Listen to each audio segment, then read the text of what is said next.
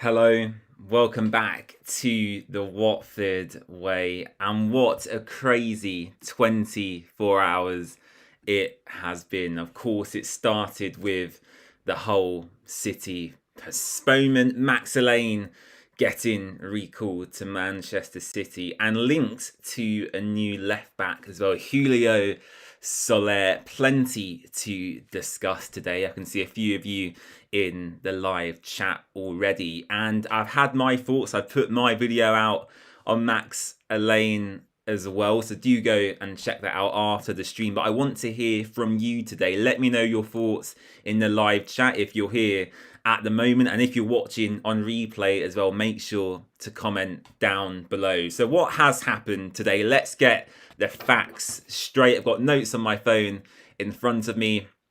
Let's go through it now. So Max Alleyne has been recalled to Manchester City. They're suffering a big injury crisis defensively at the moment. I believe Ruben Dias, Gvardiol, John Stones, they're all unavailable at this current moment in time. And they're playing a few youngsters at the moment. Former Watford player Nathan Ake featured the other day, as did Kushinov as well. I believe that is his name. And Max Alleyne has gone back there, of course, to create more competition for places. They're, of course, struggling for bodies in that position. They're competing with Arsenal for the Premier League. And Max Alleyne has clearly impressed Manchester City during his spell at Watford. And Fabrizio Romano alluded to that earlier, actually. Fabrizio said there was a good relationship between both clubs. City were happy with his development at Watford.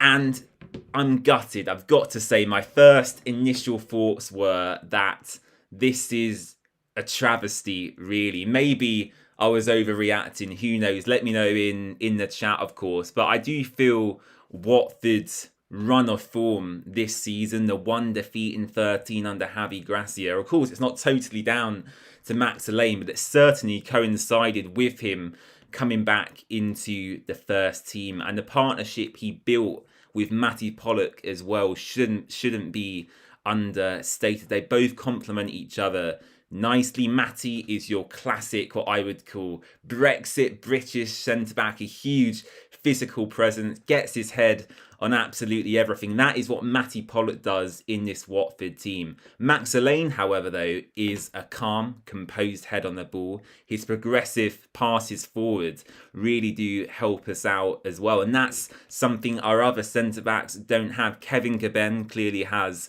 a mistake in him, as does James Abankwah. And now Formose Mendy is apparently going to be entrusted with this new role. Luca Bendoni from Sky Sports in Italy has suggested earlier today that Mendy is trusted by the club. He is going to be potentially the quote-unquote replacement for Max Alleyne. Now, Mendy is a whole conversation within itself, really. He was brought into the club in the summer, as were a lot of players, of course. Valon Barami come out quite publicly and said he was our number one centre-back target. And for him to not really feature at all this season, I think the only game he played was the defeat at Millwall, is concerning. And for him to now be thrown into the thick of it in the middle of our, promotion push is an interesting strategy. I think for me, what I want Watford to do, like we've done with the left back actually,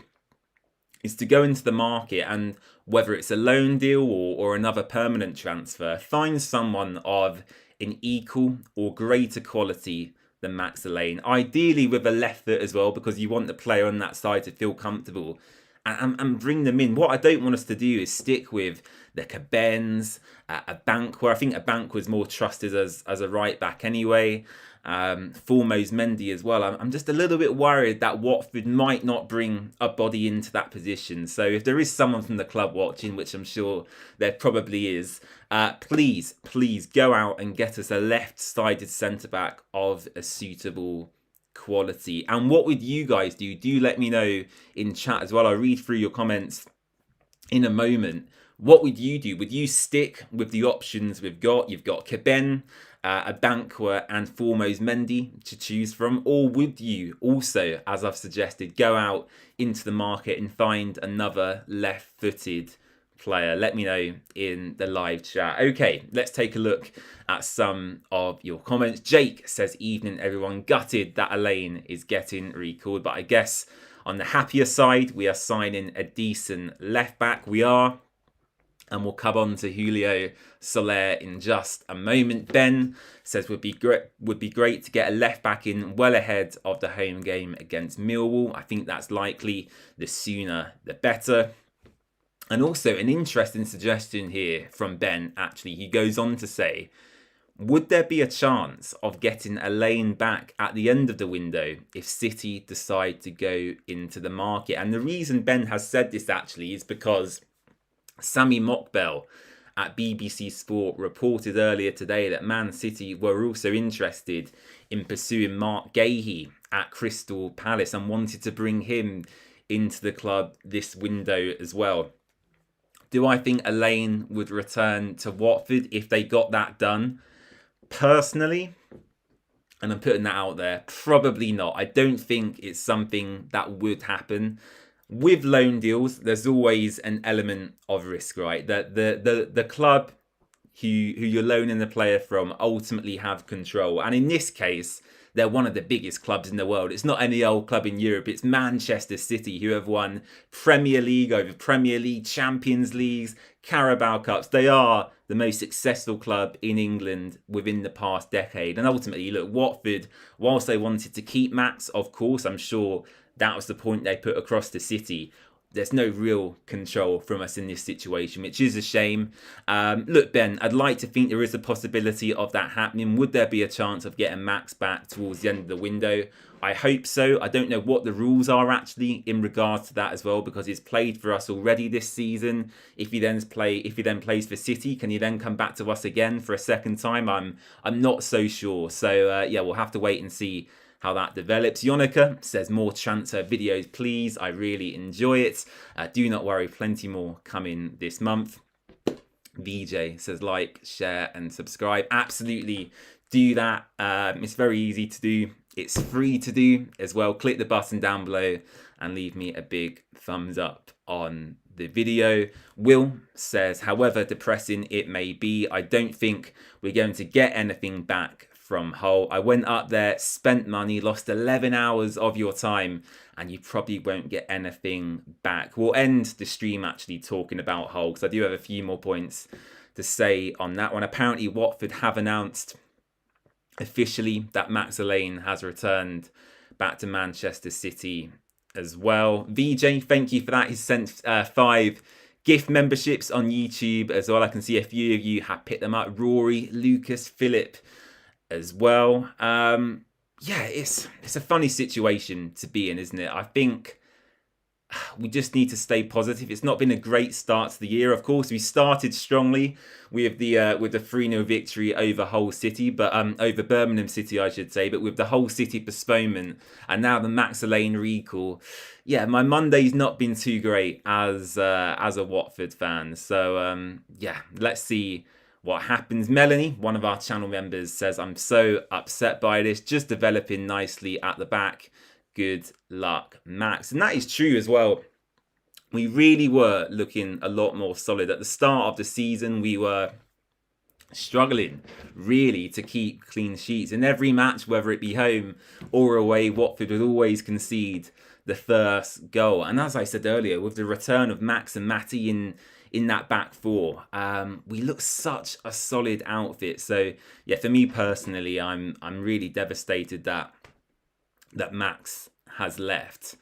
We'll go on to our left back now, and I'll put a photo of him up on screen as well for your viewing pleasure. This is Julio Soler. He's an Argentinian under 20 left back, brought into Bournemouth in the summer. Only 3 Premier League appearances so far this season, and he is looking for increased game time in the second half of the season. Now, I had an Argentinian fan message me on social media earlier today, and they actually hinted at the fact that if he had a really good 6 months at Watford, he could break into the Argentinian World Cup squad this summer. So that is Julio Soler, a real interesting one actually. I really want to get your thoughts on this, because it seems like, reading between the lines on social media, it was between Harry Amas and Julio Soler. And from my understanding, after speaking to a few people, it seemed that Harry Amas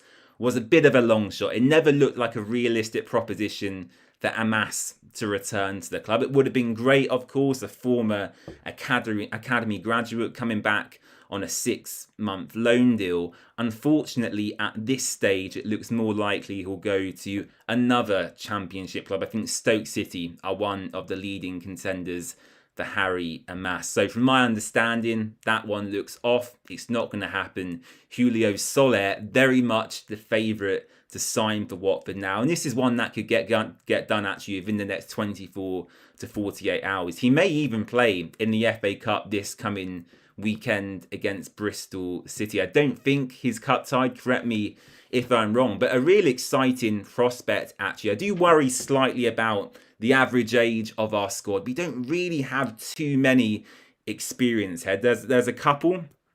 Of course, Tom Ince, very experienced, very professional, performing, excuse me, I'm talking too much, performing at a high standard. Musa Sissoko, of course, Champions League finalist. Tottenham, Newcastle, etc. He doesn't play that much football for Watford. Other than that, we haven't really got too many, players of that age profile. So I think my only concern is, of course, maybe we need a little bit more experience, a little bit more Championship nous in this Watford squad. That is what I would say. But Julio Soler, a young Argentine Bournemouth left back, looking for game time. And a fun fact, actually, as well, he also featured in the Under-20 World Cup in South America. And he faced Othman Mama in the final. It was Morocco versus Argentina in the final. And it was Othman Mama versus Julio Soler. So to see them both reunite at Watford, I do find quite funny as well. Richard says, do we think the new left back would play instead of Boller? A very good question, Richard. For me personally, no. I think Mark Boller is for sure the starting left back at Watford. I have no doubts about that. Of course, competition for places is needed, and we've not had that with Caleb Wiley this season. Caleb has been out injured for such a long time, and it's been incredibly frustrating actually watching Boller play week in, week out. And I think this is where actually we do have to give massive credit to Mark, because he's been a consummate professional throughout this season, and he must be absolutely knackered. He's not had a single break throughout this festive period, and to finally have some competition who could maybe start the odd game but come on for the last half an hour, 20 minutes, I feel is a real positive. So in answer to your question, do I think he would play instead of Boller?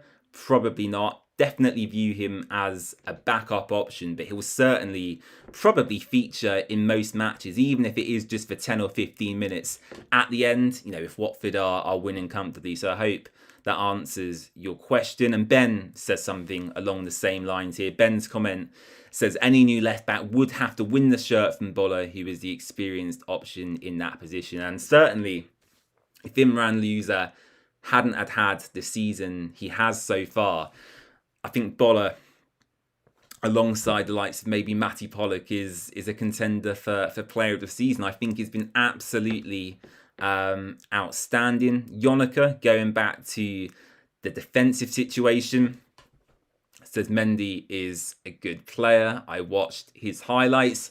He is a good player, foremost Mendy. He's a Senegalese international. So, look, he very well could certainly be given a go. I've got no doubts about that. I just have question marks because clearly Javi hasn't fancied him since he joined the club, and that has been for a few months now. And also even going back to Paolo Pezzolano, Foremost Mendy played one game under Paolo Pezzolano, and that was at right wing back against Millwall, and we never saw him after that. So that's why I'm hesitant. That's why my call to action is, ideally, if we are serious about promotion, Gianluca Nani, Valon Barami, go into the market and try and find a left-footed centre back who's willing to join the club in January. That would be the ideal resolution for me. Evan says hello. I went to Hull and was annoyed to see it cancelled. Let's get on to Hull City actually, because that was a complete farce. I mean, it was an absolute joke, wasn't it? Look, I don't go to many away games, maybe 2 or 3 a season. The rest I watch at home along with many of you, but even me at home, I felt devastated for not only the Watford fans actually, but the Hull fans too, because even at Watford, we will have fans who come to Vicarage Road from afar in the UK, Norwich, Devon, Scotland, Ireland. We're not just kind of a bubble around Watford and that's it. We've got fans coming from all over the country, and to see it cancelled so late to kick off for me was ridiculous. It was the most ridiculous decision I've ever seen. Look, I could understand it if they made the choice to do that at maybe 7 a.m. or so. It would have been frustrating, of course, as people may have set off or booked hotels, but that would have been a lot more reasonable. To do it 15 minutes prior to the game, when people had got into the stadium, purchased food, beverages, travel, fuel, trains, the lot. It was just the most ridiculous thing I've ever seen. And look, there's been allegations from certain sections of social media that there was foul play from Hull City's perspective. Look, I've not seen any evidence, put in front of me to suggest that is the case. But certainly what I think should happen is that there should be a thorough investigation by the EFL. I think that's happening anyway, actually. I think Adam Drury at the Watford Observer said that is, taking place this week. I think they've asked both clubs for their observations of the day. And it's unacceptable in 2026, isn't it? And, my thoughts are to all of you that went to Hull. Hopefully for the rearranged fixture, there's something in place for you, whether it's free travel up there. You shouldn't have to pay for your coaches again, really. Food vouchers inside the stadium as well. I'm sure both clubs, if they had any decency and common sense, would come to some sort of arrangement. And I'm not blaming Watford here at all, by the way. It's got nothing to do with Watford. I'm sure if it was at our ground, the game would have gone ahead. Our grounds team, Scott Tingley, who leads that, is absolutely fantastic. So, just lastly on Hull, a ridiculous situation. I'm hoping, best case scenario actually, and this is where we'll talk about the FA Cup once again. The best case scenario for the whole game is that if both teams get knocked out in the 3rd round, I believe we could play it potentially on the Saturday of FA Cup 4th round weekend. That could only happen, of course, if both teams get knocked out in the next round. And we'll have a whole dedicated FA Cup preview for you coming out later this week. We'll get the tactics board out. We'll look through the wider Watford squad, because I'll be honest with you, I don't want to see Imran Loser, Georgie Shafatatse, Kwadwo Bar. I don't want to see them anywhere near the starting 11. I want them rested, recovered, and ready to go for that Millwall game. But I think I'll leave it there. Just to recap what we've discussed today. Max Alleyne recalled to Manchester City. My final thoughts on that, as I discussed earlier. Gutted, devastated, a real sucker punch for me today, seeing that news at lunchtime. I just sat there and thought, it's not going to be our year. But you know what? I'm still on the promotion train.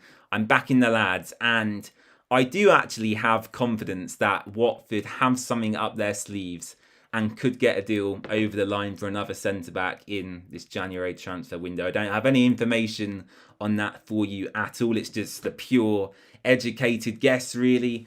But as I said, if Watford are serious about getting promoted, I do think a left-footed centre-back of the same quality is a must. Obviously, we've discussed Harry and Max as well. From my understanding, after speaking to a couple of people, that was never really going to happen. It sounded like it was discussed internally as a potential idea.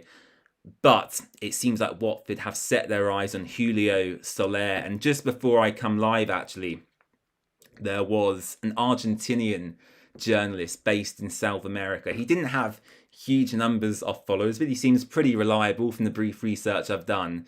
He suggested it's a done deal. He has suggested that an agreement is in place now for a 6-month loan deal.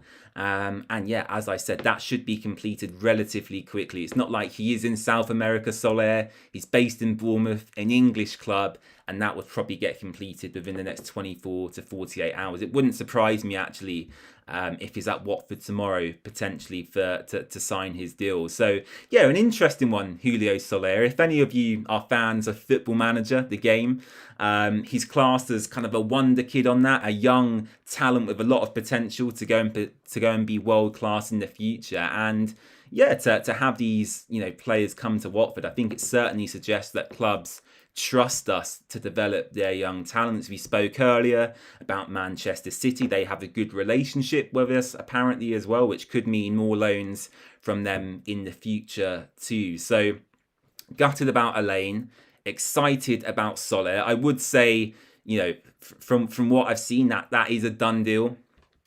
And yeah, just the whole City postponement as well. As I said, I know a few of you have messaged me who went, and I'm gutted for all of you. It's a long trip. It was a cold day. We always seem to play Hull City when it's freezing cold as well. So I'll leave it there. I hope this has been interesting for you. As I said, we'll keep you updated throughout the January transfer window. We're only on the 5th of January. We've got about 26 more days to go.